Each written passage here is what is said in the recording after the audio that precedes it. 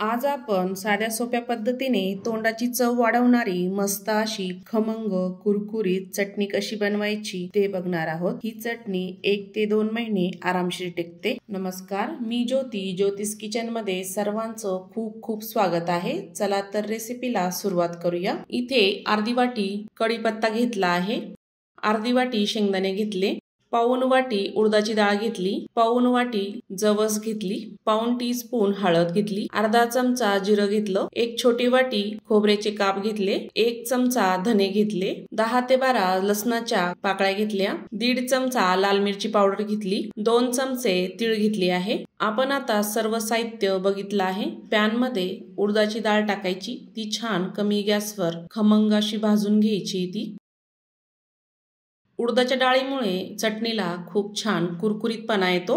डाळ छान खमंग भाजली आहे, एका प्लेटमध्ये काढून घ्यायची। त्यानंतर 1 चमचा तेल टाकायचं, पॅन मध्ये शेंगदाणे टाकायचे, खोबरं टाकून घ्यायचं, तेलामध्ये छान असं भाजून घ्यायचे खोबरं आणि शेंगदाणे। सर्व साहित्य आपल्याला कमी गॅसवरच भाजायचं आहे।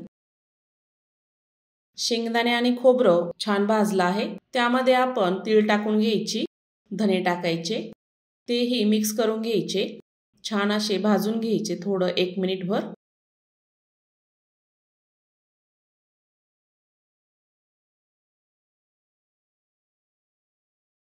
एक मिनिटभर छान भाजून घेतले, त्यामध्ये जवस टाकायची, कढीपत्ता टाकायचा, मिक्स करायचं, पूर्ण छान भाजून घ्यायचं आहे ते। कढीपत्ता मी जास्तच टाकला आहे, केसांसाठी खूप उपयुक्त ठरतो। छान भाजून झाला आहे, त्यामध्ये अर्धा चमचा जिरं घेतलं होतं ते टाकायचं, लसूण टाकायचा, तेही मिक्स करून घ्यायचे।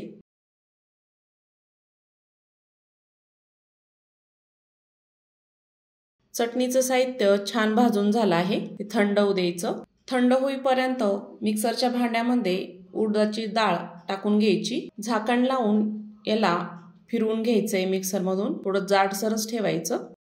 त्यानंतर थंड झालेले शेंगदाण्याचं सर्व साहित्य त्यामध्ये टाकायचं,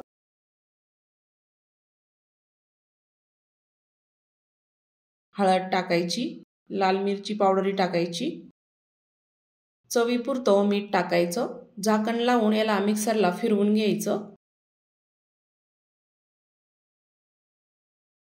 या पद्धतीने ही चटणी थोडीशी जाडच ठेवायची, मस्त तोंडाखाली दाताखाली कुरकुरीत लागते।